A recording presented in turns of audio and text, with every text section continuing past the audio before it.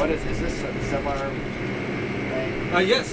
Shelter, same basic design? Well, but this is on the mobile ASR, is pattern after the ASR 11. Oh, really? So digital, yeah. What's it? So these fully equipped, or these shells? And I believe this is the one that we are selling to the U.S. Air Force in exchange for the one in Nellis. We loaned them an ASR 9 models in Nellis. They're paying $2 million for this. And then we're going to get the ASR 9 and models back. Even all of this? This is fun. And we're going to put it over in this one. I think. Wow. Yeah. I know. This is great. Kinda, This is years of your work. So when is this being, can you tell us about the timeline about Yes. when it goes to? So tomorrow, or actually Thursday, is when the crane is going to be coming. Because it just so happens that this thing is situated in the middle. And, the only way it could be moved out is to actually be lifted out. Okay. But all of these three of them are going to go to Bahamas within 3 days, by Friday. That's amazing. We'll have three. So this is the radar shelter with the electronics. The power and the AC unit is the second one. And then we have this one gray box over here that has all their tools, probably even food, that they got from Walmart, Home Depot. Yeah, they're going to have to subsist from that box for the next 3 weeks. We probably want to talk about is the fact that this unit actually came from a canceled mobile ASR program. So it's being repurposed for this particular need. Prior to actually this happening over there in Bahamas, it was just going to be used for, as a standby equipment.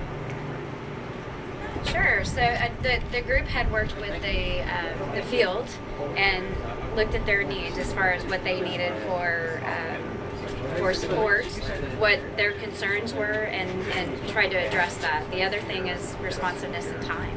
So knowing how quickly we wanted to get something done, get something out into the field, and the team applied all of that, so they knew they couldn't do a software change and full integration that we might typically do. They knew that the field didn't want to be out weekly to do their periodic maintenance, and so taking all of that into consideration, we negotiated through our surveillance leadership team with our PMO partners, our logistics partners, to make sure that what we were putting together as a solution was what we're offering here. And then the team, as soon as they got the go-ahead, started pulling things together, integrating, getting the tools, like Tony said, mentioning the tools and everything they needed to sustain for a 3-week install and optimization.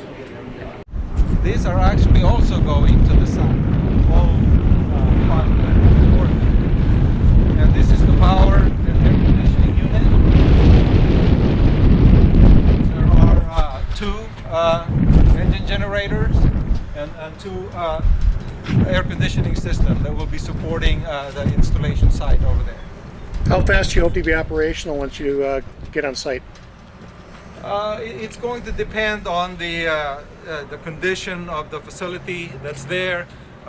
We have visited it. We've had people in there about a couple of weeks ago.